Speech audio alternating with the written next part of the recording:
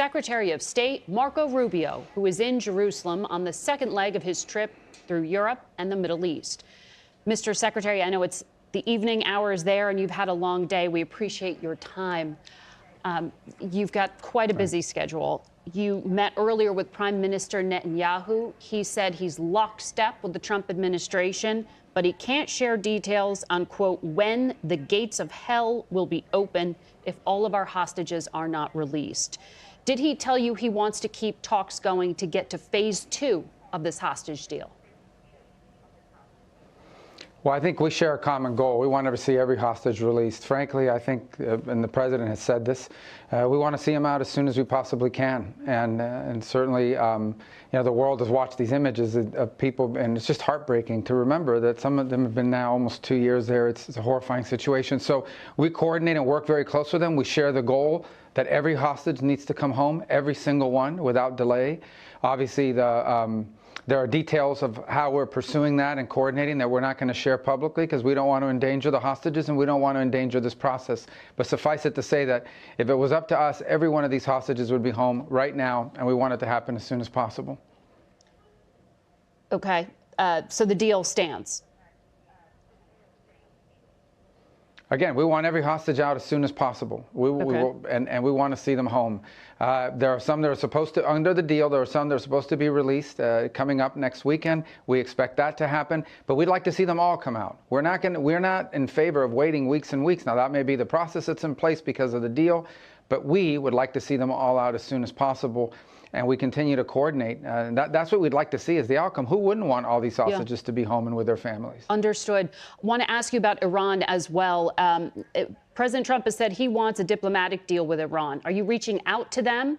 And alongside that, does the U.S. support a preemptive strike by Israel on Iran to take out its nuclear program? Well, first of all, Israel will always have to act in what they believe is their national interest and their national defense.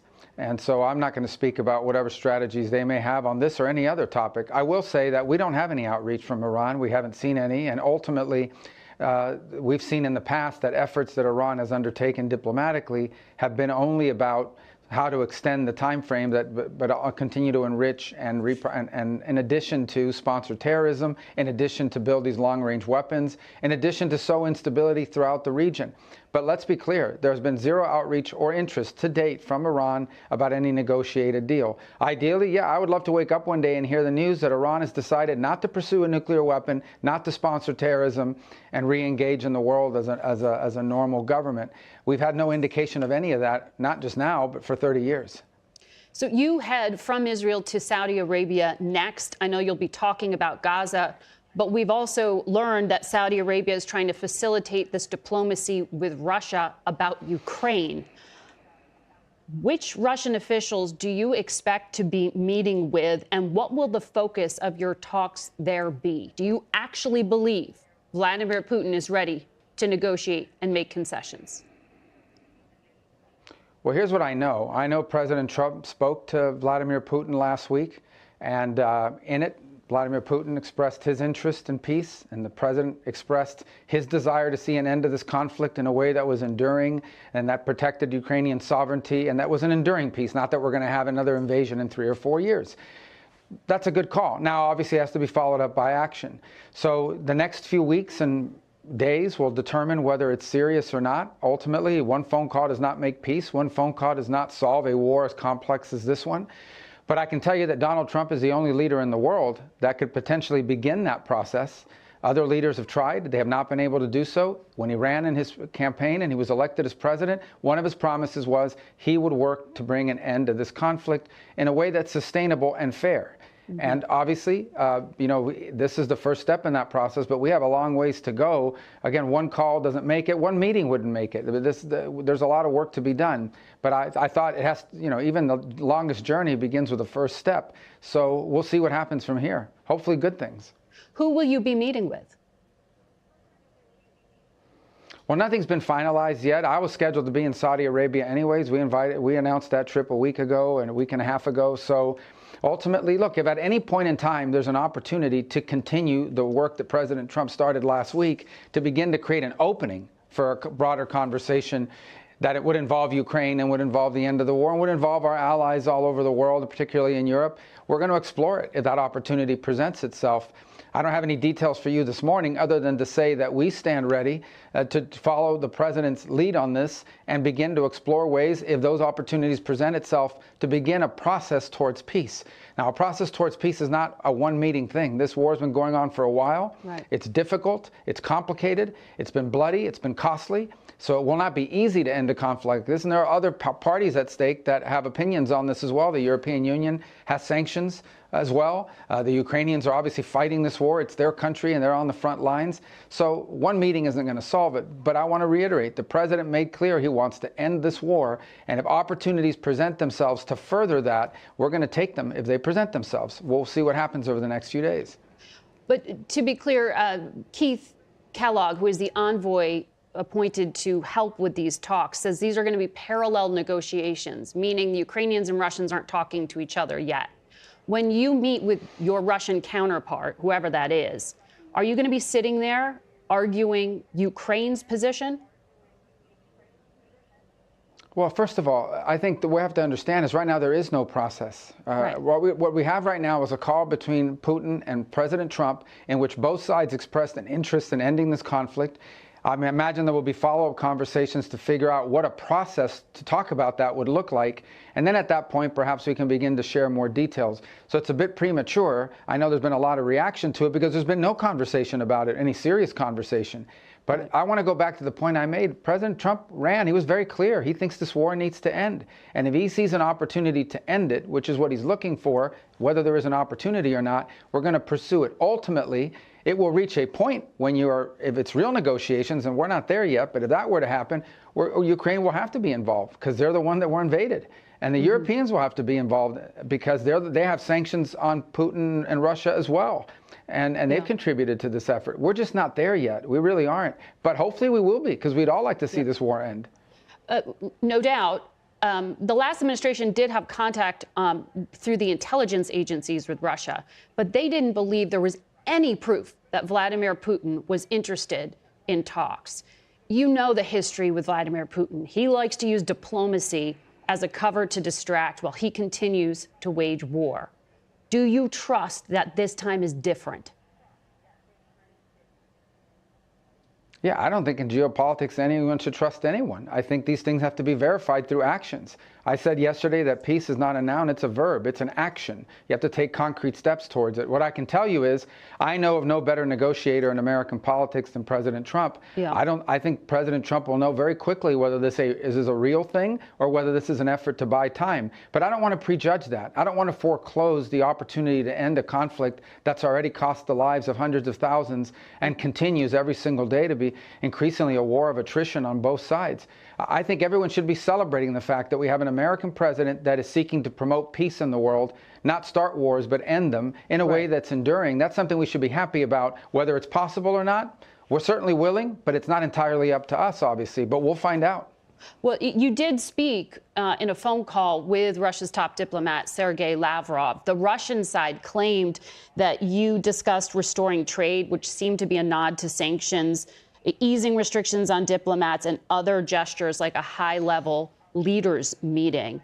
Are you actually considering, is the Trump administration considering lifting sanctions on Russia? Well, the phone call was to establish communications that are consistent with the call the president made last week with Vladimir Putin.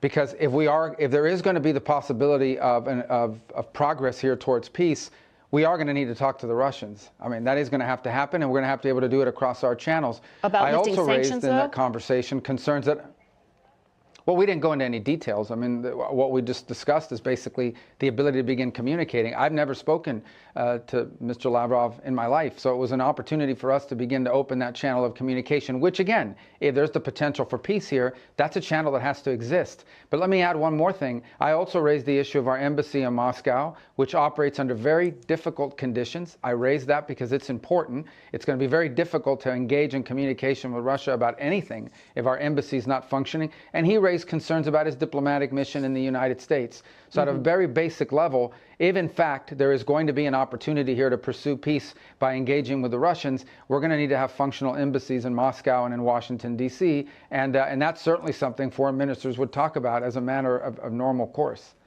I want to ask you about what happened in Munich, Germany at the security conference. Vice President Vance gave a speech, and he told U.S. allies that the threat he worries about the most is not Russia. It is not China. He called it the threat from within, and he lectured about what he described as censorship, mainly focusing, though, on including more views from the right. He also met with the leader of a far-right party known as the AfD, which, as you know, is under investigation and monitoring by German intelligence because of extremism. What did all of this accomplish other than irritating our allies? Well, why would our allies or anybody be irritated by free speech and by someone giving their opinion? We are, after all, democracies. The Munich Security Conference is largely a conference of democracies in which one of the things that we cherish and value is the ability to speak freely and provide your opinions. And so I think if anyone's angry about his word, they don't have to agree with him, but to be angry about it, I think actually makes his point. I thought it was actually a pretty historic speech, whether you agree with him or not. I think the valid points he's making to Europe is we are concerned that the true values that we share, the values that bind us together with Europe, are things like free speech and democracy and our shared history in winning 2 world wars and defeating Soviet communism and the like. These are the values that we shared in common. And in that Cold War, we fought against things like censorship and oppression and so forth. And when you see backsliding and you raise that, that's a very valid concern. We can't tell them how to run their countries. He simply expressed in a speech his view of it, which a lot of people frankly share. And I thought he said a lot of things in that speech that needed to be said. And honestly, I don't know why anybody would be upset about it. People are allowed, you don't have to agree with someone's speech. I happen to agree with a lot of what he said, but you don't have to agree with someone's speech to at least appreciate the fact they have a right to say it, and that you should listen to it and see whether those criticisms are valid. I assure you, the United States has come under withering criticism on many occasions from many leaders in Europe, and we don't go around throwing temper tantrums about it. Well, he was standing in a country where free speech was weaponized to conduct a genocide. And he met with the head of a political party that has far-right views and some historic ties to extreme groups. The context of that was changing the tone of it. And you know that the censorship was specifically about the right. No, I have to disagree with you. Free speech was not used to conduct a genocide. The genocide was conducted by an authoritarian Nazi regime that happened to also be genocidal because they hated Jews and they hated minorities and they hated those that they had a list of people they hated, but primarily the Jews. There was no free speech in Nazi Germany. There was none. There was also no opposition in Nazi Germany. They were a sole and only party that governed that country. So that's not an accurate reflection of history. I also think it's wrong. Again, I go back to the point of his speech. Okay, the point of his speech was basically that there is an erosion in free speech and intolerance for opposing points of view within Europe, and that's of concern because that is eroding. That's not an erosion of your military capabilities. That's not an erosion of your economic standing. That's an erosion of the actual values that bind us together in this transatlantic union that everybody talks about. And I think allies and friends and partners that have worked together now for 80 years should be able to speak frankly to one another in open forums. Without being offended, insulted, or upset. And I spoke to foreign ministers from multiple countries throughout Europe. Many of them probably didn't like the speech or didn't agree with it, but they were continuing to engage with us on all sorts of issues that unite us. So again, at the end of the day, I think that people give that is a forum in which you're supposed to be inviting people to give speeches, not basically a chorus where everyone is saying the exact same thing. That's not always going to be the case when it's a collection of democracies where leaders have the right and the privilege to speak their minds in forums such as these. Mr. Secretary, I'm told that we are out of time. A lot to get through with you. We appreciate you making time today. Yeah.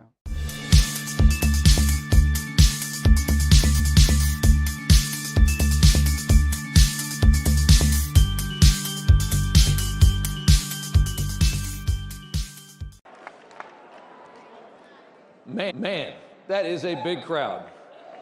And they are not here for me. How you guys doing? Nice vibe this year, right? After the best month we've ever had. Nice to see you all. Thanks for coming out. Good to see you. I'm not going to kill any more time. Let's bring out Elon Musk.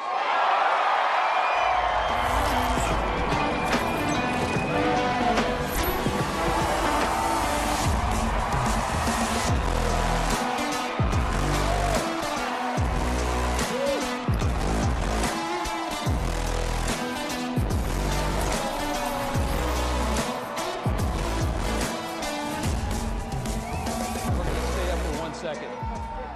Hey guys.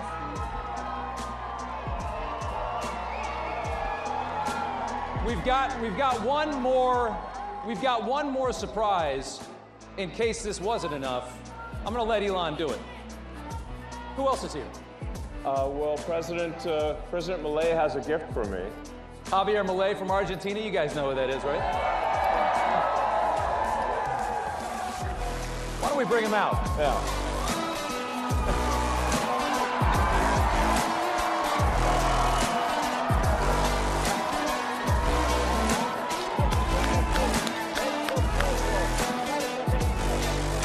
Thank you.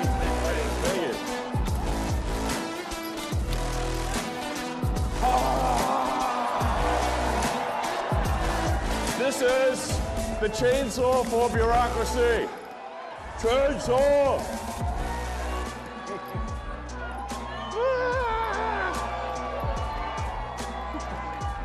That's perfect. All right. I love it.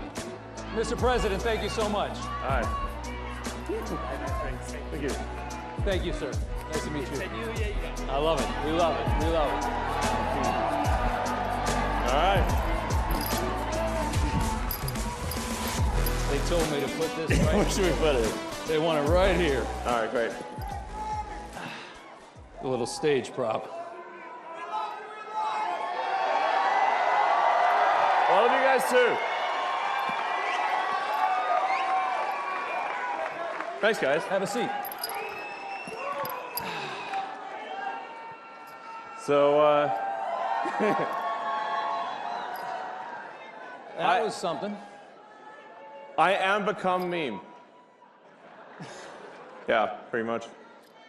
I'm living the meme. It's like there's living the dream and there's living the meme, and it's pretty much what's happening, you know. You're like, I think you're bigger. I mean, Doge started out as a meme. Think about it. And now it's real. Isn't that crazy? It is crazy. But it's cool. Let me ask you this. A year ago, if someone had told you you'd be at CPAC and working with the president to absolutely shred the government, the swamp, whatever you want to call it, Right. would you have ever believed that? No. No. Me neither. But it's cool. This is awesome. And I just want to say, thanks for your support. I mean, you guys are, So, I mean, we're trying to get good things done, but also, have a good time doing it, and, and have, a sense of humor, So, I mean, the sort of the left wanted to make comedy illegal, Yeah. Like, you can't make fun of anything. So then it's like, comedy sucks. It's like, nothing's funny. You can't make fun of anything. It's like, legalize comedy. Yeah. Legalize comedy. And we've shifted the entire culture in just the last few months. The whole culture of this country has shifted dramatically just because of that election. Yeah, exactly. Yeah. Freedom of speech, having that, having fun again. It seems like we should have a good time, I mean, it's a great time. Everybody in this place is so excited, and when you talk to conservatives, everybody's happy. Yeah. And everybody feels this great sense of relief because we were going to hell for about 4 years. It really felt bad. Yeah.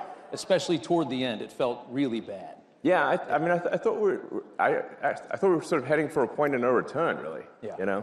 Until that's why it was so essential that President Trump win the election, and that there be a Republican majority in the House and Senate, which, thanks to you, that has been accomplished. Yeah. Yeah. Blake, I want to ask you, one of the biggest questions I have for you is, you've been, politically, you weren't really on one side or the other for a long time. You're a businessman. A lot of people, they stay away from it. Now you're on a side, and you've chosen a side. You're sitting here in a MAGA hat. What's it, how did that happen? What was the moment It's like, dark Gothic MAGA. That's a good one. What was there a specific moment? Was there a moment that it all changed? Yeah, when I realized I was a fool. But no, I was, I guess, yeah, I mean, I'd say like I was politically neutral for quite a while. Leaning a little Democrat. How do you go from that to this? Yeah, no, How does that happen? Well, Did they go crazy? Yeah, they did. They did go crazy. Yeah, they went crazy. No, I mean that whole cancel culture and it's trying to stop freedom of speech and infringe upon people's personal freedoms. They just want state control of what you say. They want to take away your guns. And the reason they want to take away your guns, so like there's nothing you do to oppose them. So it's sort of like, I just like we just need to restore the fundamental elements of what made America great, which is freedom and opportunity. Yeah. We're seeing a lot of these freedoms disappearing in the West. It's not just about America. We're all watching Europe and knowing that they're about 50, 100 years ahead of us, right? Because they got an early start. And we're watching how they're devolving. And you're trying to save it from happening here. No, I mean, in Europe, they put people in prison for memes. Yeah. I'm like, that's insane. And they're collapsing. I mean, this society it's a collapsing society. It feels that way. It feels like France was nicer 50 years ago than it is today. Yeah. I don't think you can question that. Yeah. But yeah, I mean, really. Thanks. I love you too. They do love. I mean, I really just wanted to do useful things, like basically build products, provide products and services that are good, and that I wasn't really like that interested in being political. It just like there was at a certain point no choice. Yeah. Yeah. Well, can I ask you on the same side of that coin, what's it like from going neutral to being vilified, largely vilified by the media? Like What? No. Really? I mean, you turn on some of these channels, brother. I mean, they're angry at you. Does it bother you at all? Does it get to you? Yeah. I mean, when they're chanting for my death, I suppose that's a little, not good. But then, like, the song's not even that good, and it's like you call that a death chant? That's nothing. Please. They've been singing a lot lately. It's not even good music. Yeah. There's a lot of music lately. It's not good music either. Yeah. Yes. I would say that watching what you're doing with Doge is just people love it. I mean, I've always looked at the government, and I've always looked at the government. And I've seen this big machine and you just know that they waste because they don't care. Nobody can. There's more money coming. They don't care. Yeah. You're cutting all this out. Everybody in this country knows that the government is full of waste, fraud, and abuse. And you're doing the work, and the Americans love it. Watching their reaction politically to this, I can't believe how bad they are at responding to this. I don't know how you're going to sit there and scream and complain because they're cutting waste out of the government and try to win another election. How do you try to win on that? Well, at this point, I'm not sure how much of the left is even real. Yeah. How much was propped up by our money? Yeah. Like literally, you see like these sort of fake rallies where there's like hardly any people, and the media will like frame it and like get all 6 people in the frame, but there's like nobody else is there. Like just it doesn't have popular support. But then you learn that like there's hundreds of billions of dollars going to these so-called NGOs. And it's your tax dollars that are funding things that are fundamentally anti-American. And they're propping up their narrative. Yes. A lot of that government money has been propping up a left that I don't think is as strong as they made it seem. In fact, a massive amount of your tax dollars is going to legacy media companies. Yes. directly from the government. The government wants to take over media. Yeah, it's terrible. Yeah. That's why we have X. Yeah, and That's why you spent $44 billion. I mean, that's a lot of money. I mean, More than it was probably worth. But there was a message. freedom is priceless. Priceless. Yeah. Probably one of the most important investments this country's ever seen. If you got to protect the First Amendment, it's not much more important than that. Yeah, I mean, I got a lot of criticism, and people said, well, that proves he's a huge idiot from a, you know, like, look, you know, he voted for whatever, $44 billion, and now it's worth like 8 cents. And It's not worth 8 cents. but you know, it was essentially to you know, buy freedom of expression, yeah. Once that's gone, it's all over. Yeah. It's all over. Yeah. Descent into tyranny is really quick after that. Yeah, I mean, like, you know, all the sort of federal money going to media companies is what helps explain why the legacy media all says the same thing at the same time. Yeah. Like, isn't it like, it's like weird, like you put them up where it's like, you know, like when They're mouthpieces for the state. the state. Yes. And that's what we've come to know. Yeah. It's scary. And I like that meme where they're, because they're always saying like threat to our democracy, but if you just replace democracy with bureaucracy, Yeah. it makes a lot of sense. Makes perfect sense. Yeah. Big So- threat to the bureaucracy. That's exactly right. Let's talk about these Doge dividend checks that everybody's talking about this week. And I know you tweeted out that you were gonna. Does everybody want like a $5,000 check in the mail? It sounds kind of good, right? And the best part about it would be knowing where it came from. That's $5,000 that you sent them last year. Totally. It's money that's taken away from things that are destructive to the country, and from organizations that hate you to you. That's awesome. Does it seem? I mean, have you talked? I mean, to that's the like president? glorious. That's like It's the best. the spoils of battle, you know? I like that. Is there traction on that? Yeah. So Yeah.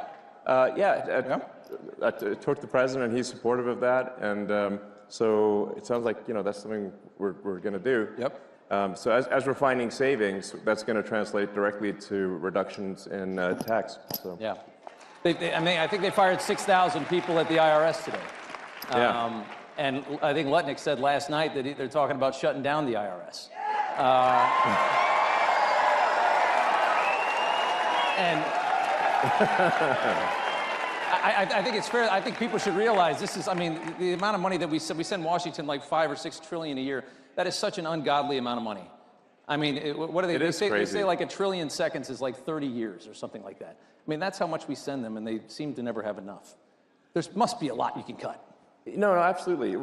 People ask me, what's the most surprising thing that you've encountered when you go to D.C., you know, when you're in D.C.? And I said, well, the most surprising thing is the scale of the expenditures, and actually how easy it is to, when you add caring and competence where it was absent before, you can actually save billions of dollars, sometimes in an hour. Yeah. Like, it's wild. And then they scoff at it and say, oh, a few billion here or there. I mean, the way they're talking about it, you can see they don't care. It's such little money compared to how much they're used to wasting. That's what's really scary. Yeah, no, I mean, exactly. But obviously, it just shows that they really lack empathy for the average taxpayer who's working hard, paying taxes, and then they say, oh, $1 million doesn't matter. I'm like, I think it matters a lot to people, you know? So what are you talking about? I'd like to have it.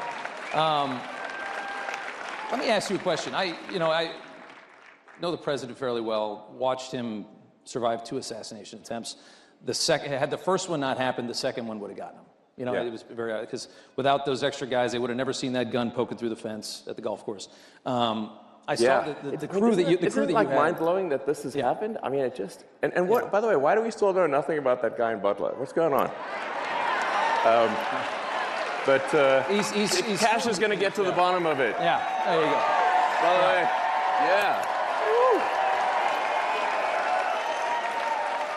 Confirmed just a couple hours ago, but I saw that the security detail that you had come in is enormous.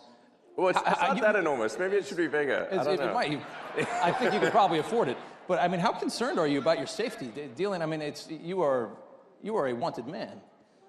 Are you nervous? So, look, I'm open to ideas for improving security. I have to tell you, I don't actually have a death wish. I think, but you know, it's not that easy. Yeah. I mean, Yeah. but I have I've had even people like President Bukele from El Salvador who managed to put in prison I don't know 100,000 murderous thugs, and he was he called me. He's like, I'm worried about your security. I'm like, you're worried about my security?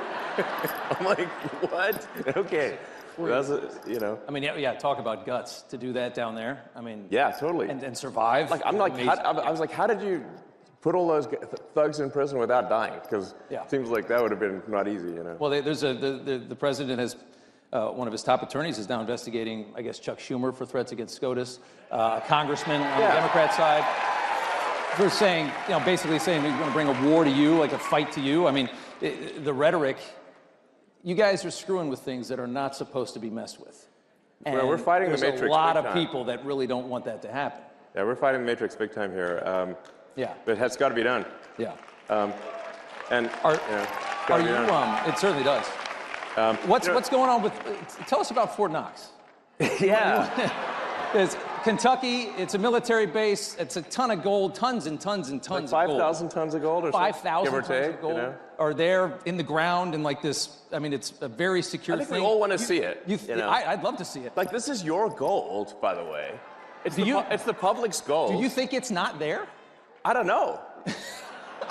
But I think just want to see it. Yeah, we want to go see it and just make Yeah. sure somebody did a spray paint some lead or something, you know? Yeah. Is this real gold? Fight at the bar, you know? Didn't dent. But I think, honestly, part of this also is just let's have some fun and like I said, all this gold at Fort Knox, it's the public's gold. It's your gold. So I think you have a right to see it. You want to take a tour? You know, yeah. I think we should have do a tour. And then the president last night was like, I think he's in favor of it. That would be cool. And then it should be a live tour. You can see what's going on, open the door, what's behind it. Well, and there's, I think I'd watch that. Oh, are you kidding? Yeah. I mean, what does 5,000 tons of gold Yeah, look totally. like? What does How it big look is like? that? Is it the size of this? It's got to be pretty stage? I big, mean, you know. It's got to be a lot of Maybe gold. there's some other stuff in there. Just walk around. I don't know. Maybe they got some other stuff in there. Are you thinking about auditing the Federal Reserve as well, which is obviously Yeah, sure. regulates While our we're at it. economy? I imagine you think the waste has got to be everywhere. Yeah, no, waste is pretty much everywhere. People ask, how can you find waste in D.C.? I'm like, look, it's like being in a room, and this target, the wall, the roofs, and the floor are all targets. So it's you're gonna close your eyes and go shoot in any direction, because you can't miss, you know. So it's pretty wild. You just push on things a little bit, and you save billions of dollars. Just a little bit, you know. It's wild. It's scary, isn't it? It's really That's why I say Yeah. it really is underrated. If you add caring and competence, how much things improve. Yeah. And we just find so many totally crazy things, which we're sharing with the public. We post everything we learn. Yeah. So you can see it. You know. What do you? I mean, Isn't it it's totally wild? We just did a check the database on Social Security. Says how many alive Americans eligible for Social Security are there? And according to the database, it's over 400 million. And we're like, wait a second. and how many are getting? How old are they again? Yeah. And then we found one person in there is 360 years 360. old. I'm like, what, did they know Ben More than 100 Franklin years or before the something? revolution. I mean, Yeah. America didn't exist before that time. So. Yeah, we were colonies. Maybe it's just me, but I think it's a red flag. I don't know. But are there indications that there were checks going to those people or any of those people? Well, yeah. That's, I guess, the question, right? I mean, I get the Social Security Administration is dumb, but are they paying these people? Are they that dumb? I don't know. A bunch of money is going out from the Social Security Administration, and in fact, from all entitlements programs. $72 billion in waste in 7 years. That's $10 billion a year. Well, I think the Fraudulent payments. the rough, estimate from Government Accountability Office is over $500 billion of fraud a year. And $500 billion. and how long at a time? Per year. Per year on Social Security? No, on No. all On all government? on all entitlements. All entitlements. All Okay, entitlements, yeah. Yeah. It sort of actually makes sense when you look at the thing from a top level and say, like, okay, there's $7 trillion of spending by the government. What percentage do you think is fraudulent? Okay, exactly. Like a conservative estimate of the $7 trillion would be 10%. Conservative. Probably a little higher than that, yeah. Exactly. Feels like a quarter out of every dollar, right? But if the fraud's only 10% of $7 trillion, you've got $700 billion of fraud. Yeah. And by the way, it's like really easy to take advantage of the federal government. It's very easy. So, Very easy. Look at COVID. Yes. Everybody got rich during COVID. I mean, look at all these scammers. I mean, it's unbelievable. It looks like, in terms of the COVID payments, there was something like $200 billion of COVID payment fraud taken by fraudsters out of the country. Out of the country, yeah. That's like I think, listen, if there's going to be fraud, it should at least be domestic. Yeah. So, you know. But they managed to get $200 billion out of the country. I'm like, what? Didn't we notice that? Let me ask you, let's do immigration here for a second. You know, there's this move now that Trump's latest thing is that he's going to cut funding, any kind of money that ends up in the hands of illegal immigrants. So if you're funding these sanctuary cities and states, that's how they thrive, right? They're paying for these hotels. That's all federal money. If you got a hotel in your city, in New York, you got all these hotels full of migrants, that's not state money. That's the feds are covering that. He's going to cut all that. It's really hard to deport 15 million people. And it seems like the move now is, let's see if we, especially at the rate that we're going, it seems like the move now is, let's make it so that they leave on their own. If there's no longer a dole system for them, if they can't get their hands on hotel rooms and money, they're going to go back, especially if there's no work. Well, I think it's really important for people to understand that the Biden administration sent any possible money that they could if there was money they could send to facilitate and amplify illegal immigration, they sent it. Okay, they took money from FEMA, meant for helping Americans in distress, and sent that money to luxury hotels for illegal immigrants in New York. That is an outrage. They actually did that. And not only that, even after the president signed an executive order saying it has to stop, the FEMA, the sort of whatever deep state bureaucrats still pressed send on $80 million last week to go to the Roosevelt Hotel in New York and other places last week. And now they're mad that it got stopped, and they're like trying to sue to have it be restored. It's like the gumption is You think they're creating a new voter class? Do you think that was the goal when they opened up the borders for 4 years? Create a new voter class, get them citizenship, get them in, green cards, vote.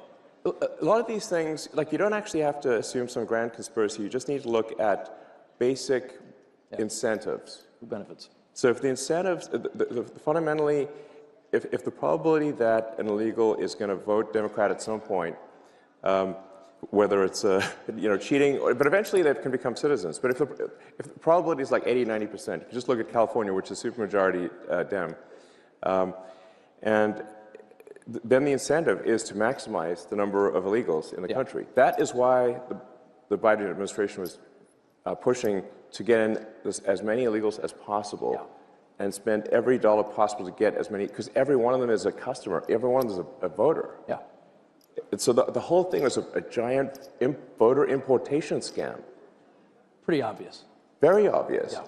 And then moreover, then they actually created the CBP-1 voter app thing, where they were, which is like where they would literally fly people in. It's not like like at the point at which people are being flown in at your expense. Sending planes. Like building a wall up, doesn't fly matter. them over the border. Yeah, they're literally flying them in. No other country in the world would do something like this. Nobody is this stupid. Yeah, and then we found that it was like a $100 million contract given to some guy in London, actually, oddly enough, for the CBP-1 app. So they're flying illegals into the swing states. And if you've got like a margin of victory of maybe 20,000 people, and you fly 200,000 illegals into that state, it's not going to be a swing state for long. Change the numbers eventually. Yeah. Maybe in 4 or 8 years, you're Exactly. talking about It's perpetual just a matter power. of time. It's a long game. It's just a matter of time. Yeah. Yeah. So it might take like a year for an asylum seeker or something to get a green card, and then 5 years for the citizenship.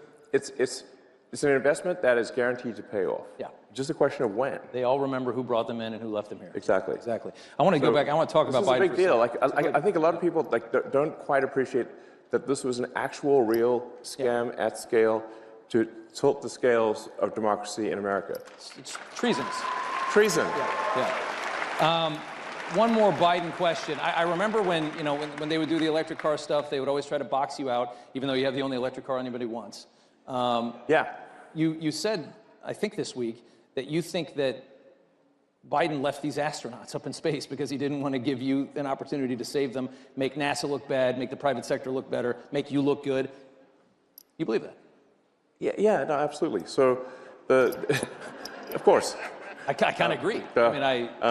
Why would he want to let you help them come down when you're supporting the president? I mean, the Biden administration was attacking me next level. Yeah. I mean, the Department of Justice, or Injustice under the Biden administration, was. Yeah. I mean, they were suing SpaceX. They're suing SpaceX for not hiring asylum seekers, and we're like, but it's actually illegal for us to hire asylum seekers because rocket technology is covered under ITAR rules, which means it's an advanced weapons technology. Yeah. And so we can only hire permanent residents or green or citizens. Right. Like so we're damned if we do, damned if we don't. And we said how can they sue us for not hiring asylum seekers when it's actually illegal for us to do so? Yeah. But nonetheless, there was a big Department of Justice or Injustice case about this against SpaceX. So obviously it was an antagonistic situation. And those astronauts were supposed to be up there for 8 days, and now they're up there for 8 months. Does that make any sense? And we obviously could have brought them back sooner, but they didn't want anyone who supported President Trump to look good, basically. Yeah. That's the issue.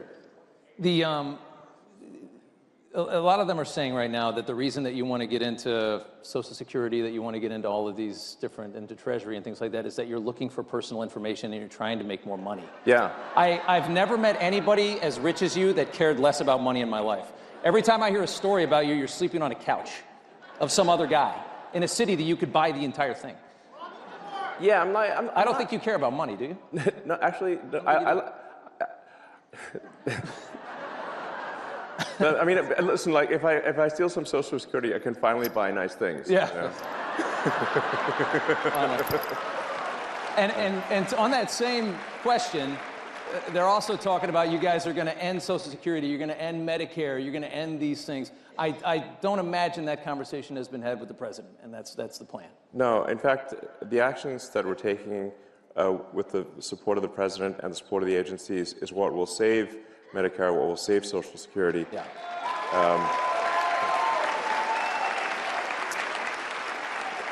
And because if the country goes insolvent, if all the money is just spent on paying interest on debt, there's no money left for anything. Yeah. So that's the reason I'm doing this, is because I was looking at the big picture here, and it's like, man, our debt's getting out of control.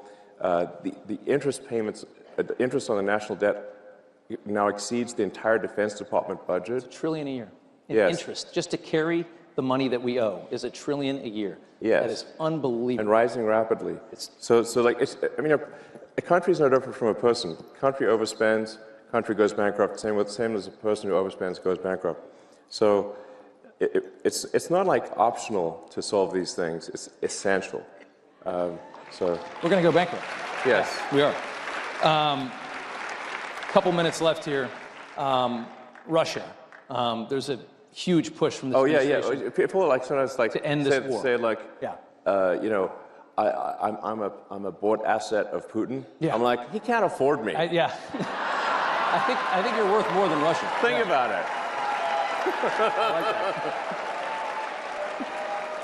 So, you're trying to end a war. It's all ending a war always means you have to compromise, you have to negotiate with an enemy or an adversary. That's just what it is.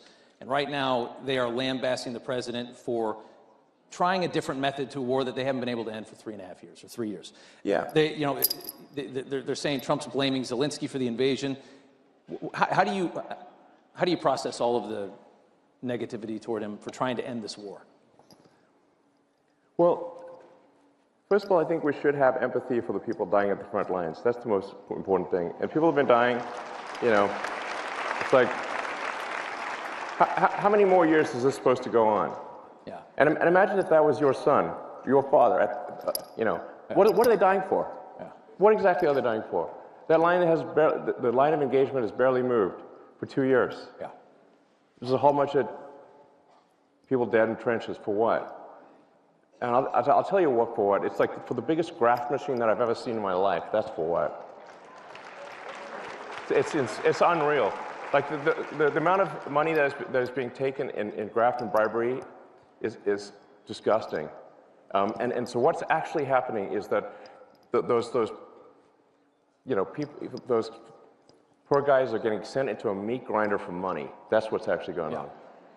Yeah. And it needs to stop. And it seems, I mean, Trump is so pragmatic on this.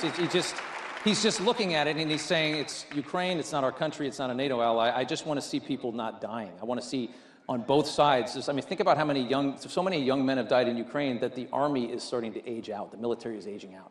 You got 40 and 50-year-old guys fighting in a war because there's nobody left that's not killed or maimed in their 20s. Yeah. That's the reality of it. Think about how many people that is. If you're a humanitarian at all, you just got to end the war. Like, no matter what. Just get it over with. Yes, people, they need to stop dying. Yeah.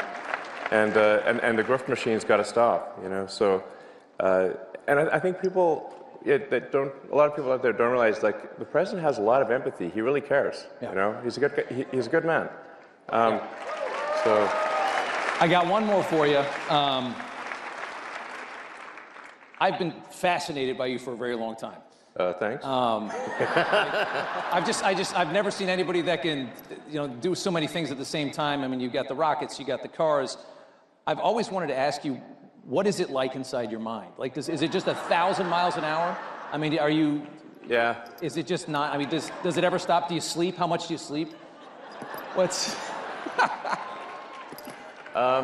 Paint us a picture of inside of the mind of a genius. Like, how do you do all this?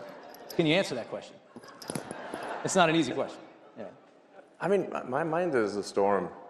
Yeah. So, Yeah. it's a storm. But I mean, let me maybe tell you something. Like, you didn't ask the question, but I think it's worth kind of nonetheless maybe just elaborating on something, which is, you know, I grew up in South Africa, but my morality was informed by America. I read comic books, you know, played Dungeons and Dragons, and I watched American TV shows, and it seemed like America cared about being the good guys, you know, about doing the right thing, and that's actually pretty unusual, by the way. Yeah. It's like In the world, it's very unusual. Yeah, it's not like actually. Most countries don't do that. No, they don't. No. And so I was like, yeah, you know, you want to be this good. You want to be on the side of good. You want to care about what's right, and yeah. So that's Yeah. what I believe in. You know. So. I gave you a tough one at the end. Yeah. So, yeah. That's great. That's great. Elon Musk. All right, you're the thank man. you. Thank you so much. All right. I appreciate it. Thank you. All right. Hey, guys.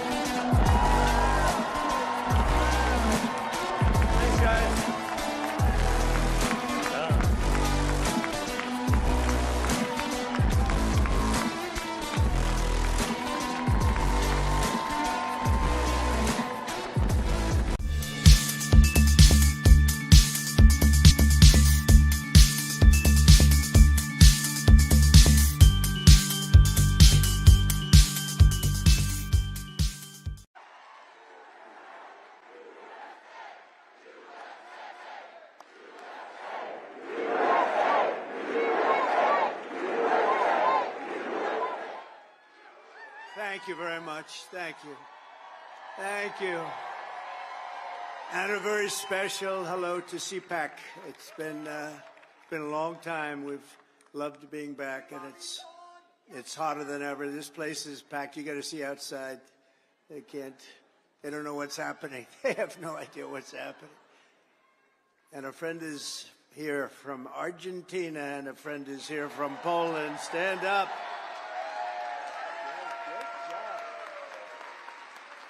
Great job.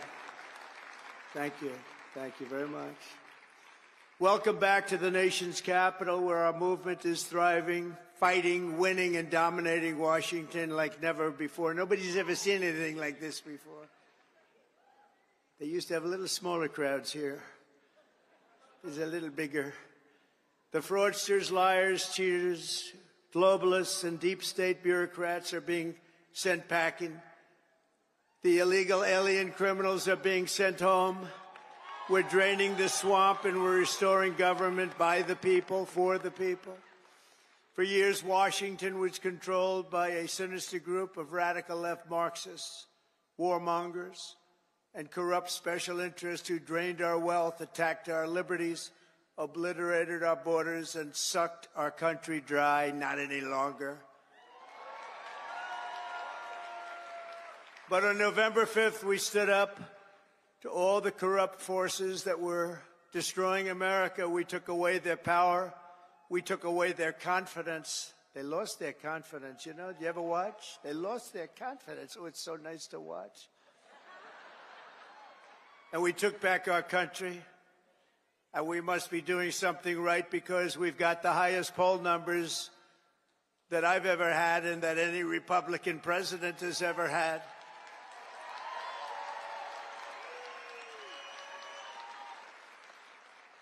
And our approval rating is now the highest ever across all demographics. Rasmussen just came out at 56%. Insider Advantage, 56%. RMG Research, 57%.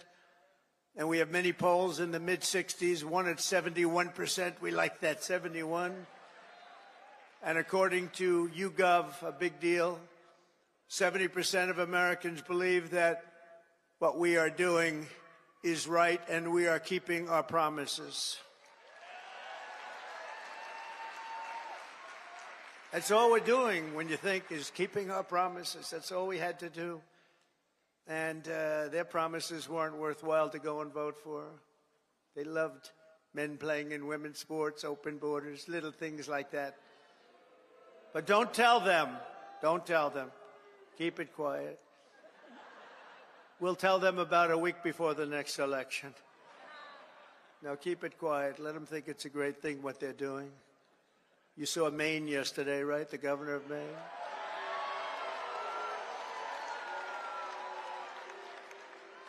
She's fighting to keep men in women's sports. You ever see what happens to a woman when a woman boxes a man who transitioned to womanhood? Did you ever see what happens?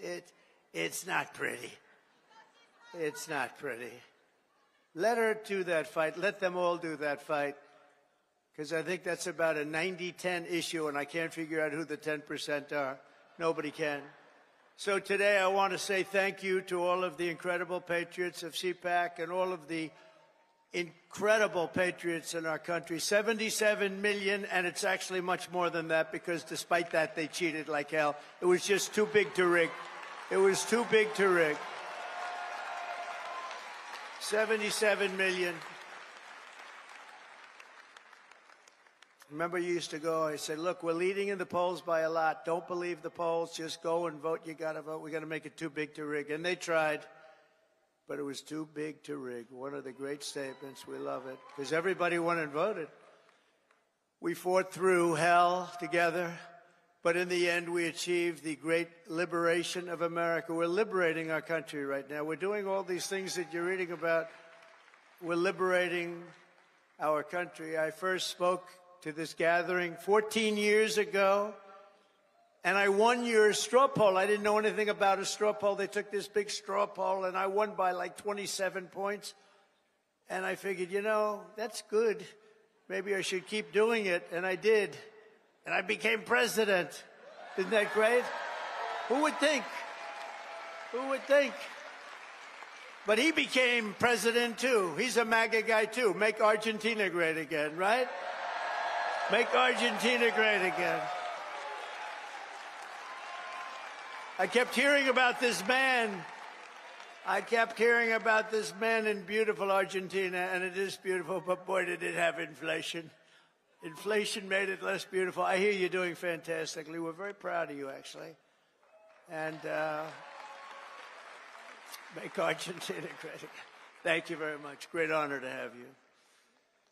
But now it's my honor to address you for the first time as your 47th President of the United States. Great honor.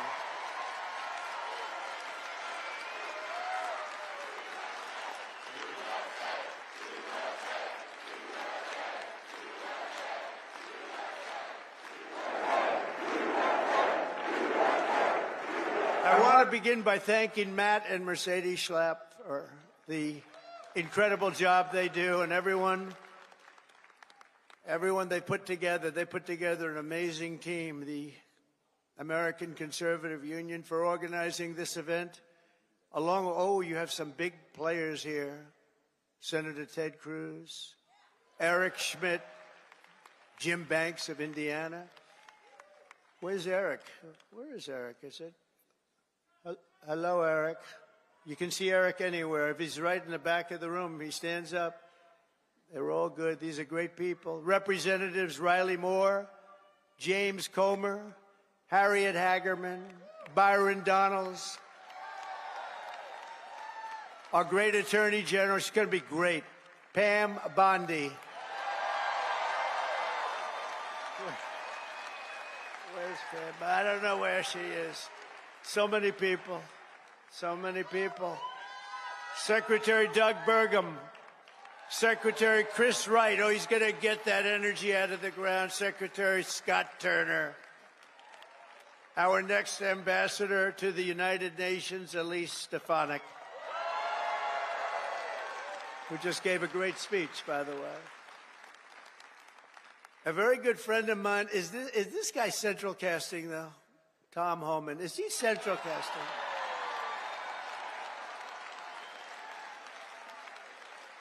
Where is it? Hello, Tom. Are you? I love that. How could I love a guy like that? But I do. He's doing a great job. Thank you, Tom, very much. Thank you. I appreciate it. Arkansas Governor Sarah Sanders. Thank you, Sarah. Thank you. And Pennsylvania Attorney General Dave Sunday. I love that name. We're also honored to be joined by President Duda of Poland, who's a fantastic man and a great friend of mine. And we got 84% of the Polish people that voted for us, so you must be doing something right, huh? Hanging out with Trump. And again, President Milei of Argentina. Thank you very much. Thank you very much. What a great guy. And the Prime Minister of Slovakia, Robert Fico. Robert. Thank you, Robert. Thank you. Nice to see you. The leader of the UK Reform Party, who, by the way, did really well in that last election. I've been his friend for a long time, and I wasn't sure, am I supposed to be his friend or not? But it never mattered to me if he did well or not. I always liked him, but it's easier to like him when he got the kind of votes he got. He really took it by storm, and they say he's going to do even better this time. Nigel Farage. Where is Nigel?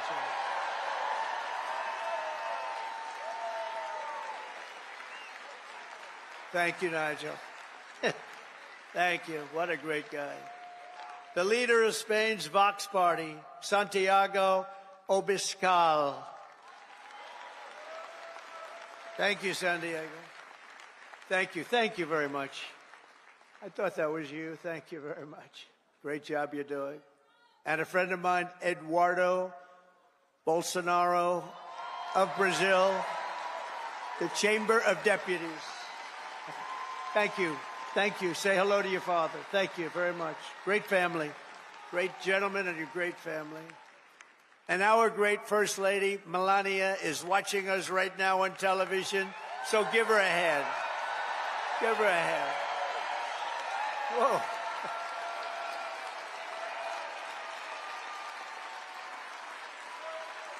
Thank you. Thank you. Oh, she's going to be happy. That's so nice. We love our First Lady. Everybody does. With the help of so many incredible supporters here today, we're going to forge a new and lasting political majority that will drive American politics for generations to come. I think we're going to do fantastically well in the midterms. You know, in theory, the one that wins the presidency does not do well in the midterms, but I think this is going to be a change. We're at a level, I don't think we've been at this level maybe ever as the Republican Party. We're a bigger, better, stronger party than ever before. More people in our party than ever before. But the people have given us a resounding mandate for dramatic change in Washington, and we are going to deliver it. We're going to use it, and we're going to make America great again by using it. So it's going to be something. But think of it, at the presidential level, we won the popular vote by millions and millions of votes. We swept all 7 swing states: Michigan, Wisconsin, Pennsylvania, North Carolina, Georgia, Arizona, Nevada, all by great margins. We won 85% of all of the counties in America. That means that map was red. Did you ever see the map? Did you see the certified map? Where is it? I want to see a certified map. It's all red. You can hardly find the blue. Think of this. They won 525 counties, and we won 2,600 counties. It's the biggest margin ever recorded. And incredibly, for the first time ever, all 50 states shifted toward the Republican Party. It's never happened before. So it was indeed too big to rig. We won the largest number of African-American votes in Republican history, by far. We won the largest number of Hispanic American votes, any Republican ever. Hispanic Americans, we love you. The energy, the brilliance of Hispanic Americans. We won all of the cities and towns along the Texas border, whereas before I ran, we won none. We never used to win any. I got a call from our great governor of Texas who said, President, you just won every single town along the Texas border to Mexico. I said, oh, is that good? He said, it hasn't happened since Reconstruction. I said, define Reconstruction for me. He said, that means essentially the Civil War. That's a long time. But that was when I first heard about it, actually. Our party has become the proud voice of hardworking citizens of every race, religion, color, and creed. And I think one of the main reasons, not that we're conservative or not that we're anything else, we are the party of common sense. It's about common sense, right? It's all about common sense. Over the past month, we've confirmed an all-star team of warriors, patriots, visionaries, and put the America First agenda into action. I see Doug Burgum sitting right over there. I tell you, he was so good. I looked at him. I said, I got to have him here.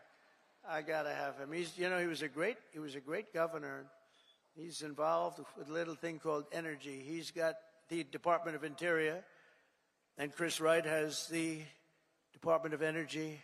So Chris has no energy, and Doug has all of the energy. Chris has more interior, but he doesn't have. So I merged them. So now you have an energy guy, and you have the guy with all the energy, and you're going to drill, baby, drill, aren't you, huh? Drill, baby, drill. And Catherine, stand up. His wife is incredible. She is such an incredible woman. Incredible woman. You got very lucky, Doug.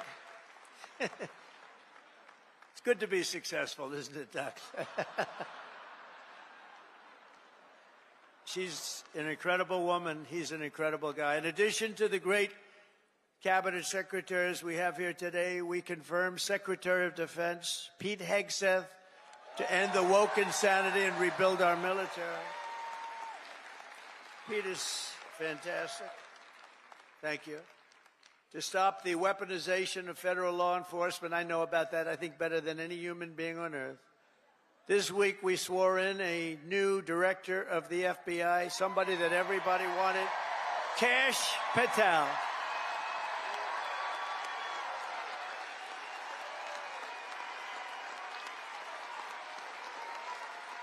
Kash is great. He's a popular guy. He went through with the blessing of a lot of good people, too. I'll tell you, it was great. To end the politicalization of our intelligence agencies, we confirmed Director of National Intelligence Tulsi Gabbard, who is something. Very respected, highly respected. And to make America healthy again, we confirmed Secretary of Health and Human Services, Robert F. Kennedy, Jr.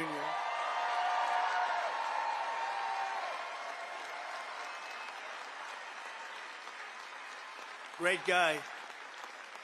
We need him. We need him. You know, there's a number on autism as an example with children, autism. And you go back 15 years, it was from 10 to 20,000. You had like 1 in 10 to 20,000. Some say 10, some say 20, but it was in that vicinity. That's a big vicinity. Now it's 1 in 36 babies have autism. 1 in 36. Think of it. It was 1 in probably 20,000 people. Now it's 1 in 36. There's something wrong. Something's wrong, and Bobby is going to find it. Working with Dr. Oz, by the way.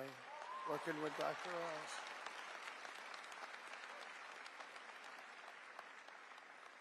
Together, we've achieved more in 4 weeks than most administrations achieve in 4 years. We made a lot of progress. I heard O'Reilly last night say Donald Trump, for the first 4 weeks, is the greatest president ever in the history of our country. That was O'Reilly.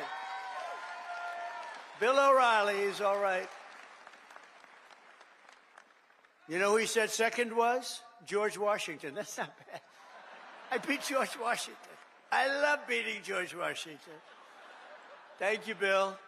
On our first day in office, we declared a national emergency at our southern border.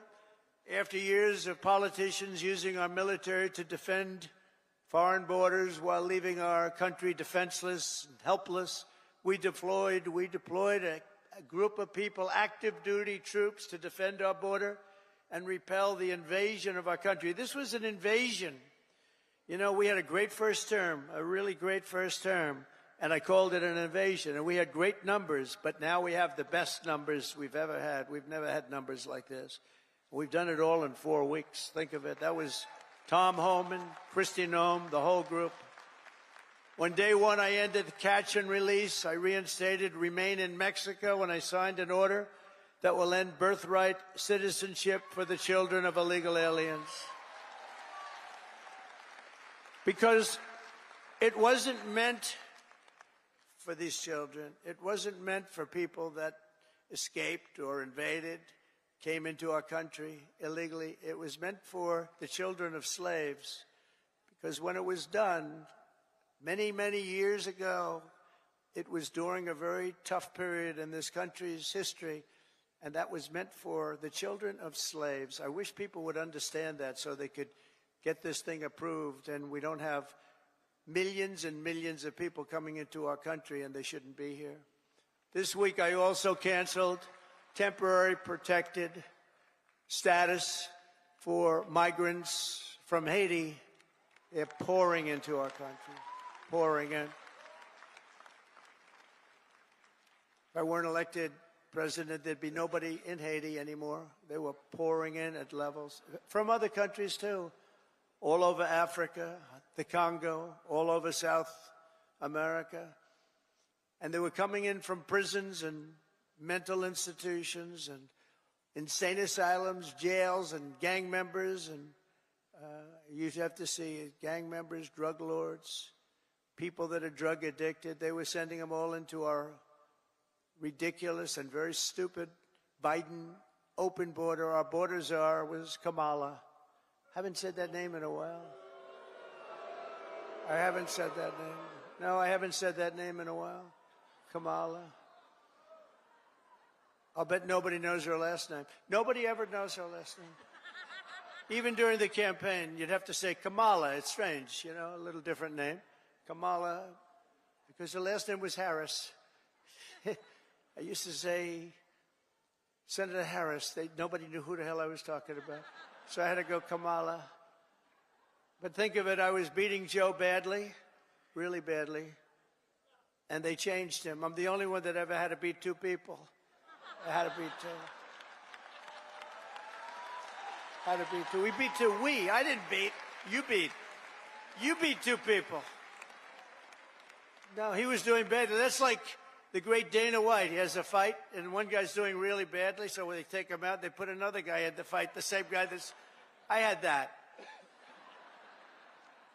Never happened before. A lot of things we do never happened before. Do you ever notice that? We're the first in everything.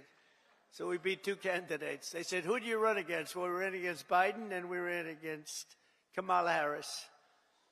But illegal border crossings now have plummeted by almost 100%. The border czar never called the border, never called the great people of the border. They have unbelievable. I called them so much they couldn't take my calls. They hated me.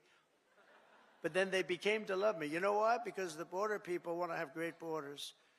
But you have to call them on occasion. How are we doing today? Pete, how are we doing? You have to call. And we called the right guys. I became friends. You know, the Border Patrol endorsed me. And these people, you have no idea. They weren't supposed to, because you're not supposed to do that. I don't think you're allowed to do it. Actually, they did it anyway. They said, this is crazy. But these are great people, and ICE, and our general law enforcement, and by the way, our great, great firemen and firewomen, too.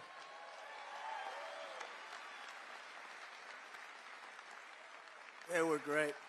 They all endorsed us. With the police, we got high 90s in terms of, and many of them were unionized, you know. We have a young lady who's right now going for the Department of Labor, and she tends to be a little bit on the slightly left of center. And everybody said, why did I do that? I said, you know why I did that? Because unions like her and labor likes her and a lot of people like her, and she's very solid, very strong, and she's going to do the right thing.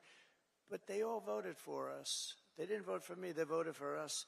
We got the Teamsters, we got the firefighters, we got the police, we got the auto workers. We're so great. We had tremendous support, so I think it's nice to give them a person in the center, because that's what she's going to be very good, I think. But a lot of people say, why'd you do that? I said, because I want to do something nice for these people that voted for me. Oh, gee, what a great political move that was. Now they're all saying, what a great political move. No, it's all common sense. Remember that. Remember that. Sean O'Brien was fantastic. The whole group, they were great. Over the past few weeks, we've begun the largest deportation operation in American history, larger even than that of President Dwight D. Eisenhower, a very moderate man, but he was very strong on that. He didn't like people running into our country and taking over our country. I'll tell you, I had 4 years. I don't know if you had this. I couldn't stand it. Don't get angry. Donald, don't get angry, please. I couldn't stand it. Watching these people come in from jails and mental institutions and the worst criminals in the street, gang members being dropped off in buses and bussed into our country. I couldn't stand it. So I said, I'm going to run for president again. And now we don't have that problem. Now we don't have that problem anymore.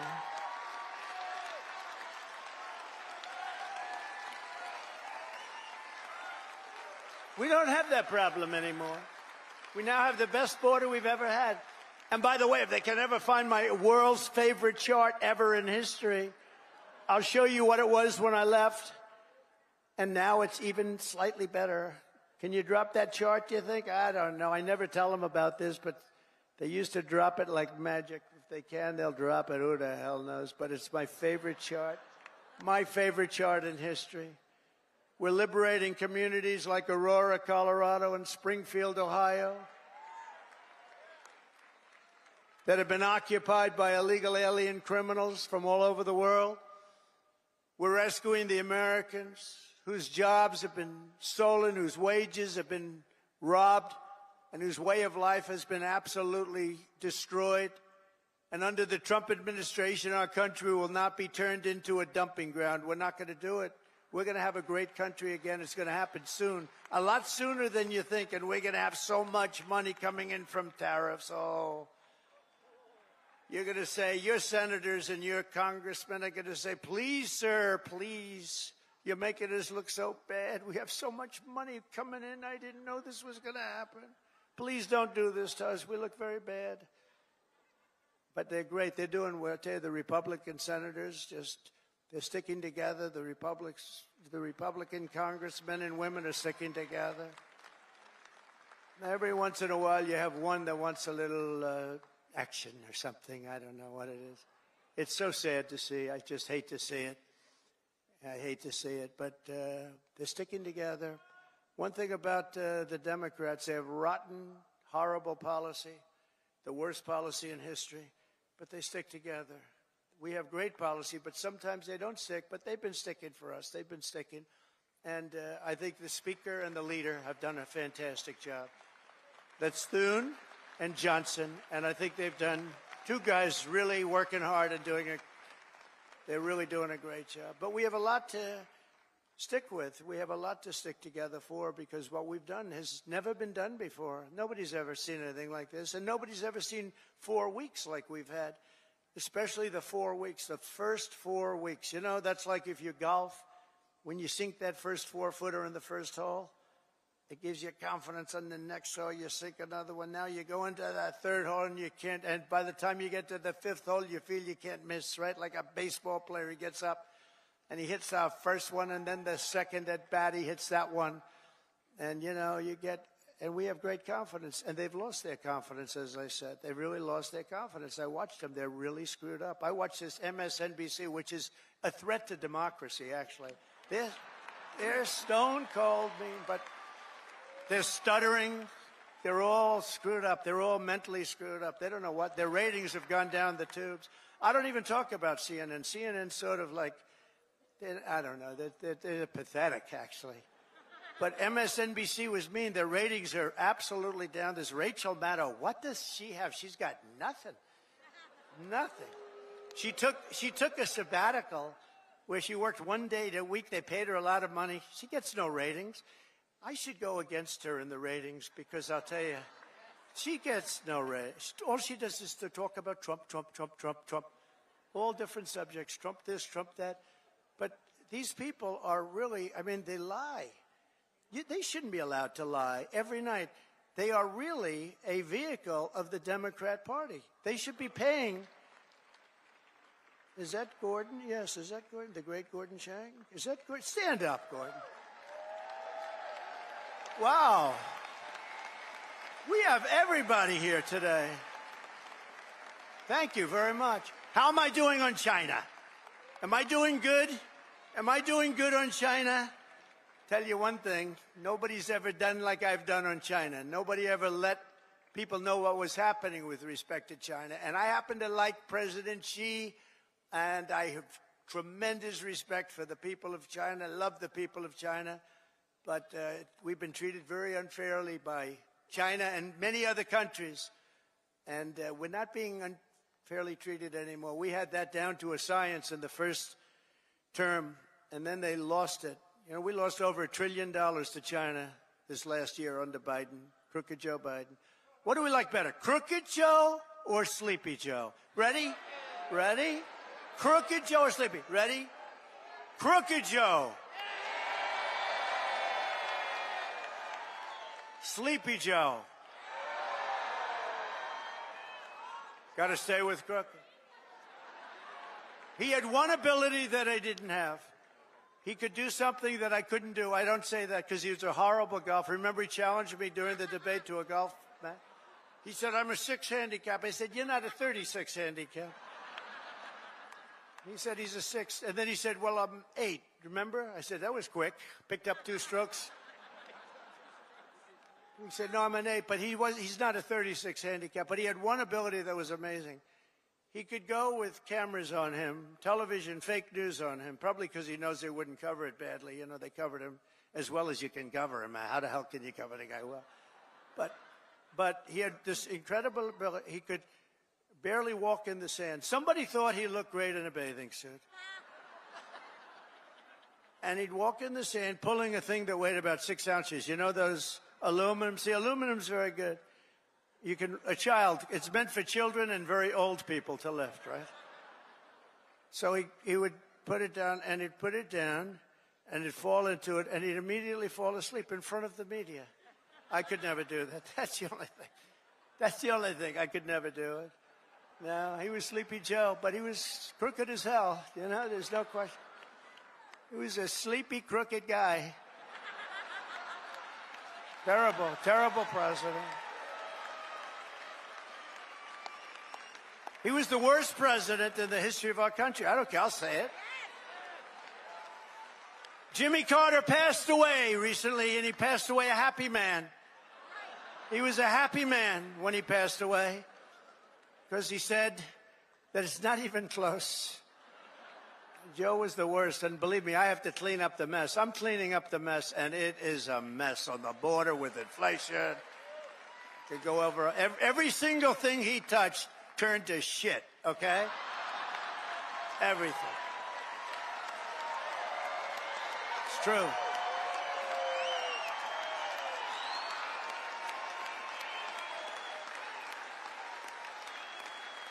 It's true. That's true. Now Franklin Graham's angry at me. You know that. Franklin wrote me a letter. He said, I love your speeches. I love them so much. But they'd be better if you would never use foul language. And I told him, I said, Franklin, you know, Franklin Graham's a great guy, by the way, does a great job. The son of the great Billy Graham, right? But I said to Franklin, you know, sometimes you need it for emphasis. And he said, no, they'd be even better if you wouldn't use any bad language. That's not really a terrible word, you know. But that's a much more appropriate word, a better. What word would I use to describe? What word could I use? And we have to be truthful too. So, you know, all countries are now taking their illegal aliens back, even those that stated strongly, we will never take them back. Don't ever send them to us. But they said that during the Biden administration. They never said it during my administration. Venezuela's taking them back. Colombia's taking them back. Remember, Colombia said, we will not take them back, he said. And within about 13 minutes, I think, we would love to take them back. In fact, we will send our planes to pick them up. Remember? And they said, what happened? What happened? And you see these Venezuelan planes loaded up with some real nice people. You wouldn't have wanted to be the pilot on any of those planes. But they know we're not playing games, and just this week I officially designated bloodthirsty cartels and murderous gangs as foreign terrorist organizations, something which Biden didn't want to do and nobody wanted to do. It's true. The full might and power of the federal government will now be dedicated to eradicating MS-13, Tren de Aragua. That's the Venezuelan prison gangs. These are very nice fellows. The only thing good about them is they make our criminals look like nice people. It's true. Remember when they used to say, people that come in from foreign countries are nice people. These are wonderful people. These are good people. They're not murderers. They're not terrible. These people make us look like babies, okay? You know the Hells Angels? They're among the nicest people on earth when you compare them to these thugs. And the Hells Angels actually love our country, if you can believe that. They actually do. but their members and their leaders in the United States will be hunted down. I'm talking about MS-13. They're hunting them down. We removed tens of thousands, MS-13, Trendiragua, rooted out, arrested, and expelled from our soil like the savage monsters that they are. We don't have anybody coming up from Argentina. Nobody's coming up from Argentina to facilitate the mass removal of criminal aliens. I also issued an executive order to make available the full capacity and detention. We're going to use Guantanamo Bay. We have a detention facility that's actually massive. Nobody even knew it existed. Holds thousands of prisoners. We never used it. For 4 long years, you had a president who put illegal aliens up in penthouse suites in beautiful hotels on Park Avenue, on Madison Avenue, or on Fifth Avenue in Manhattan. Now you have a president who is stamping their ticket to Gitmo on a one-way trip back to the places from which they came. Wonderful places. Big difference. My administration is also moving swiftly to save the U.S. economy from the train wreck of inflation and worse that Joe Biden created. I withdrew from the one-sided Paris Climate Accord. It was a disaster. That was a disaster. I terminated the Green New Scam. One of the greatest hoaxes ever played on this country is the Green New Scam. We spent trillions of dollars on this nonsense, and just a total hoax. It really set back our country, I want to tell you, monetarily and every other way. And I canceled Joe Biden's insane electric vehicle mandate, where everybody has to have an electric car. And if you want an electric car, get an electric car. If you want a gasoline-powered car, if you want to have a hybrid, you get it. The only thing you can't do is a hydrogen-powered car. You know why? They said it really works great, but when it doesn't work, you never find the body. That's a bad sign. You know, when it doesn't work, they found the body on a tree about 250 yards up the road. It's seriously bad. So we'll leave hydrogen out of it for a little while, I think, or maybe permanently. I'd say permanently. To crush inflation by slashing spending, I imposed an immediate federal hiring freeze, a federal regulation freeze, and a foreign aid freeze. We're given to countries that hate us. We're giving billions and billions of dollars to countries that hate us. And I signed an order creating the Department of Government Efficiency. You probably haven't heard of it, which is now waging war on government waste, fraud, and abuse. And Elon is doing a great job. He's doing a great job.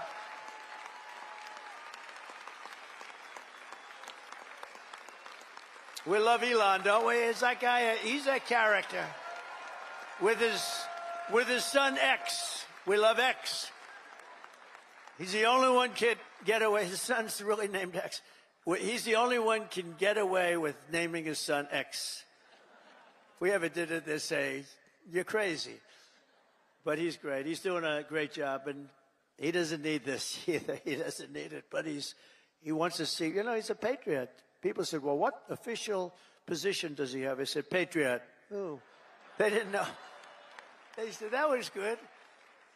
He's a patriot. Here are some of the flagrant scams that, as an example, they've spent money on and we've been able to recapture for a large dose of it at least. $520 million for a consultant to, think of it, $520 million. $520 million. When I hire consultants and they just take advantage of me, it's a horrible thing to watch. And I give them $25,000. I feel I'm overpaying. These guys got $520 million. Environmental, social, governance, and investments in Africa. $25 million to promote biodiversity, conservation, and socially responsible behavior in Colombia. This is Colombia, South America, not Columbia University. Of course, that might be worse, actually, based on their actions. $40 million to improve the social and economic inclusion of sedentary migrants. Nobody knows where. Who are they? Where do they come from? Just sedentary migrants. Nobody even knows what a sedentary migrant is. If they were sedentary, they wouldn't be a migrant, right? They wouldn't move. No, they wouldn't move. They'd stay in the same place. Right, Doug? $42 million for social and behavior change in Uganda. $10 million for Mozambique medical male circumcisions. Why are we going to Mozambique to do circumcisions? It's a lot of money. $14 million for improving public procurement in Serbia. Here's a beauty. $486 million to a consortium of elections and political process strengthening ideas, of which $22 million goes to inclusive and participatory political process in Moldova. $29 million goes to strengthen the political landscape and help them out so that they can vote for a radical left communist in Bangladesh. You had to see who they supported. You wouldn't believe, yeah, you would believe it. Nobody in this room would be in that group. $20 million for fiscal federalism and $19 million for biodiversity in Nepal. $47 million for improving learning outcomes in Asia. $18 million for helping India with its elections. Why the hell? Why don't we just go to all paper ballots? Let them help us with their elections, right? Voter ID. Wouldn't that be nice? We're giving money to India for elections. They don't need money. They take advantage of us pretty good. One of the highest tariff nations in the world. We try and sell something, they have a 200% tariff, and then we're giving them a lot of money to help them with their election. $32 million for the Prague Civil Society Center. $14 million for social cohesion in Liberia. $9.7 million to develop a cohort Cambodian youth with enterprise-driven skills. Think of that. Millions of dollars for sex change operations in Guatemala. $20 million for Sesame Street in Iraq. They put on a little play on the street. $20 million. You could do it on Broadway and have $19 million left over. No, it's a scam. They get kickbacks and all sorts of things. It's a scam. Who ever heard of it? Think of it, $20 million Sesame Street, a play. We're also uncovering outrageous incompetence and fraud in the Social Security. We have, look, let's assume that people, generally speaking, in our case, and everybody in this room, we're going to all live way over 100, but this is a little ridiculous because not too many people are going over 100. Everybody, hopefully, in this room will. But there are in the Social Security ranks and files. And what we're doing now is finding out, do they get paid? Do they get paid? In other words, is somebody taking all of this money? So they have over 100 to 109, 4.7 million Social Security numbers. Think of that, from people whose age is over 100. 3.6 million people whose age is over 110 years. 3.47 million people who are over 120 years of age. 3.9 million people whose age goes from 130 to 139 years of age. 3.5 million whose age goes from 140 to 149 years old. 1.3, see, it's coming down now slowly. No, it's all a scam. The whole thing is a scam. 1.3 million people, 1.3 who are over 150 years of age. And over 130,000 people are listed on our Social Security rolls as over 160 years of age. Now, the final is at 1,039, so now we're down into reasonable numbers. 1,039 people are listed between the ages of 220 years old to 229. And we have one person who's listed at 241 years of age. And we have one person listed at 360 years of age, an all-time record, and our country's 250 years old. So that person's substantially older than our country. Under our administration, there will be no tolerance for Social Security fraud. We will not allow anyone to cheat our seniors, and those who will do that will be prosecuted by Pam Bondi and others. We are also going to Fort Knox. I'm going to go with Elon. And would anybody like to join us? Because we want to see if the gold is still there. We want to see.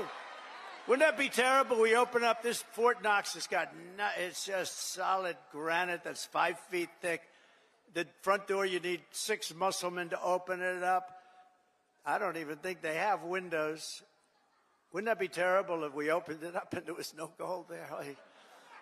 So we're going to open those doors. We're going to take a look. And if there's 27 tons of gold, we'll be very happy. I don't know how the hell we're going to measure it, but that's okay. We want to see lots of nice, beautiful, shiny gold in Fort Knox. Don't be totally surprised. We open the door, we'll say, there's nothing here. They stole this too. Now, we have a very corrupt group of people in this country, and we're finding them out. We're removing all of the unnecessary, incompetent, and corrupt bureaucrats from the federal workforce. That's what we're doing. And under the buyouts, we offered federal employees more than 75,000 federal bureaucrats. Think of that. Have voluntarily agreed to surrender their taxpayer-funded jobs. We want to make government smaller, more efficient. We want to keep the best people, and we're not going to keep the worst people. And, you know, we're doing another thing. If they don't report for work, we're firing them. In other words, you have to go to office. Right? Right? Look at her. If you don't report to work, you know, that's another scam. You know, who the hell, if I'm staying home, I'm going to, let's see, my golf handicap would get down to very low number. You'd be shocked if I told you the real number. But I would be so good, I'd try and get on tour. I would be so good. I'd call up, I'd say, listen, I'm really working here. Where are my clubs? Where are my clubs? Either that or, in many cases, they have second jobs while they're getting paid by us. So one of the reasons they're leaving is because they don't want to have to show that. And we're demanding to see that information. How many jobs have you had? Who paid you while you were working for the government? And we are demanding that people, if they work for the government, they have to show up and sit in an office and do their job, right? And we've also effectively ended the left-wing scam known as USAID, the agency's name. Has been removed from its former building, and that space will now house agents from Customs and Border Patrol. Beautiful. And at the ultra-left CFPB, which was terrible. So many people have been hurt by that. I used to get calls from lending officers, from owners of small banks, and they were almost crying. What they did to those people, they destroyed them, put them out of business. It was established by Elizabeth Pocahontas Warren. Does anyone know? Remember the Pocahontas scam? I'm an Indian, therefore I'm entitled to be a senator. I'm an Indian, she said. Could we see proof of that, please? She said, well, the only proof I have is my mother said I have high cheekbones. Oh, that's no good, right? Remember she went out? I really spooked her, I tell you. Remember she went out, she couldn't take it anymore. I was calling her Pocahontas, Pocahontas. Everyone knew she was not an Indian. I had more Indian blood than her, and I have no Indian blood. I'd be honored to, but I don't have any, but I had more than her. Do you remember she went out and she had a blood test? And it came back and she was so happy because it said 1,024th. That means everybody in this room had more than her. But because there was even a scant, in other words, 1 million years ago, something could have happened. And she was so happy that she released it and she got killed. That was the end of her presidential career. She does not like me very much. But she's a very angry person. Do you notice the way she is? She's always screaming, and she's crazy. These people are crazy. The radical left is meaner. I don't know what it is, Doug.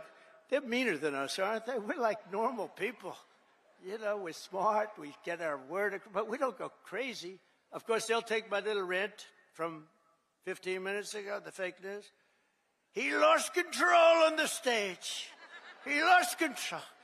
And they'll have me screaming, having to do with Franklin, poor Franklin.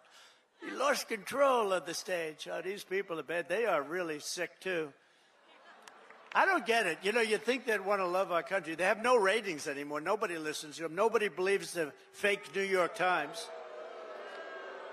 Washington Post is doing no business. They're losing all their business. Nobody believes them.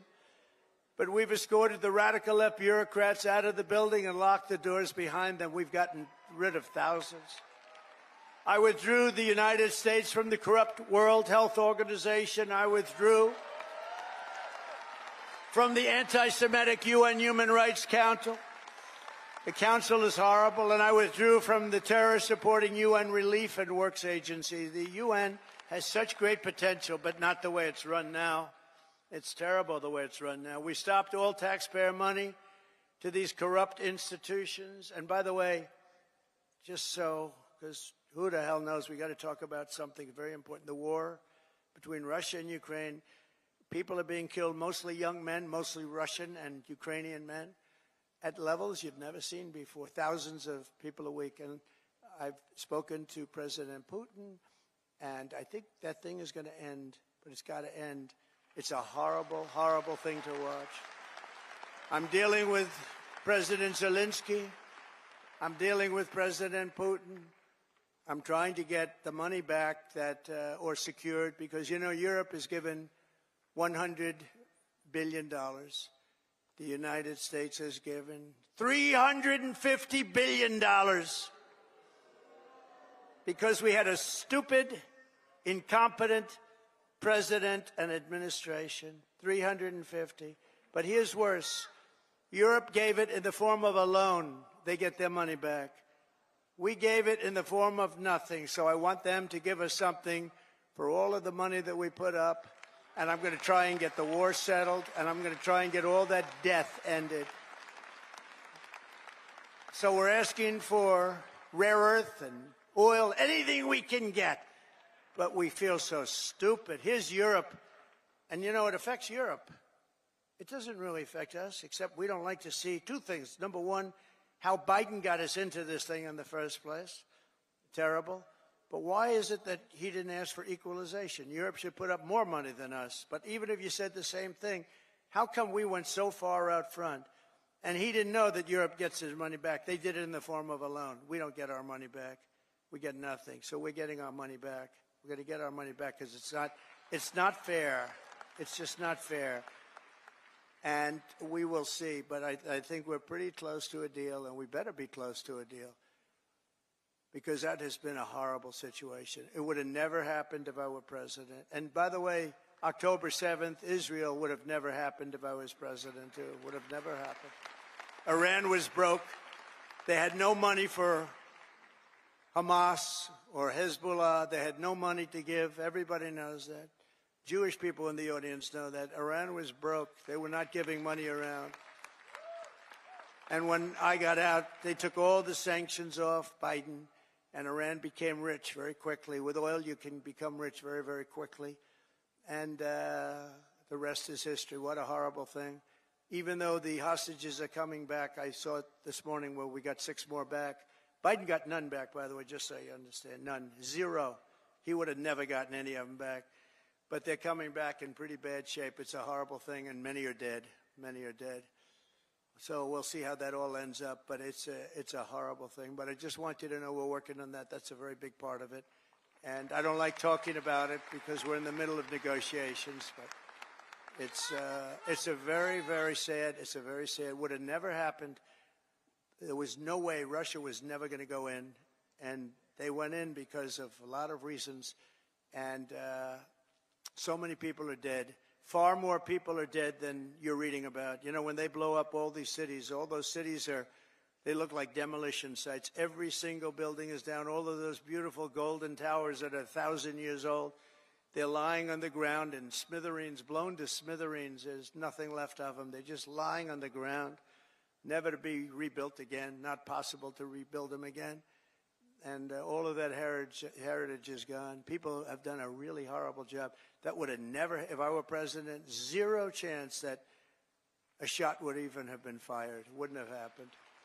So sad. To further turbocharge our economy, we have launched the most aggressive deregulation program in any nation's history.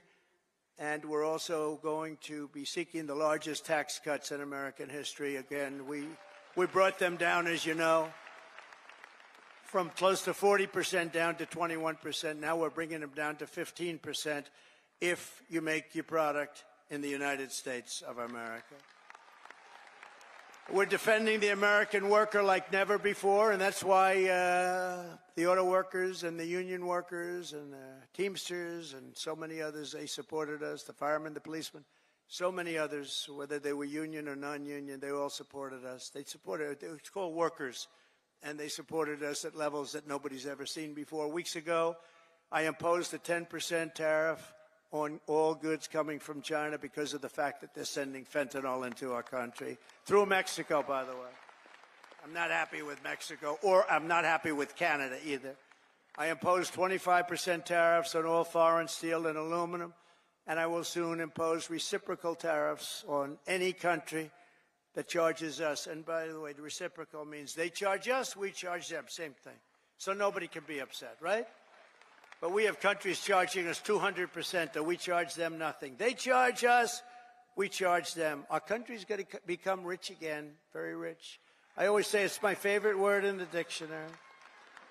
The word tariff is my favorite word in the dictionary. You know, we were the richest relatively from, think of this, from 1870 to 1913. That was our richest because we collected tariffs from foreign countries that came in and took our jobs and took our money, took our everything. But they charged tariffs, and we had so much money, they set up the 1887. Think of that, a long time ago. 1887 Tariff Commission. It was a commission of very important people to determine where we should spend all of the tremendous, vast wealth that we had. We had so much wealth. Wouldn't it be nice today? Of course, now we give it away to transgender this, transgender that. Everybody gets a transgender operation. It's just wonderful. No, we give it away like to crazy things. But in those days, it was different. It was a different world. It was a different country. But we were very rich because of tariffs. And I get myself in trouble because I say that tariff is my favorite word. And the fake news went crazy. What about God? What about wife and family? What about love? I said, okay, tariff is now my fourth favorite word. I got myself into a lot of trouble with that. You can't believe it. I said, tariff is my favorite word in the dictionary, and I got killed by the fake news. So I say now, it doesn't sound good. Tariff, it's my fourth favorite word. I go, tariff is my fourth favorite word. It sounds so terrible, but this way I'm free. I write free, you know. I don't get clobbered by the fake news. But tariffs are also a powerful tool of diplomacy, and all around the world are moving quickly to bring back peace through strength.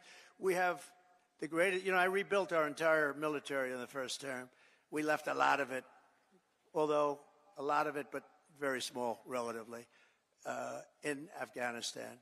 The Taliban has it. You know, they have their parade every year where they take our military vehicles and run them up some little street, and like it's their form of a military parade, and it makes me angry when I see that. Angry.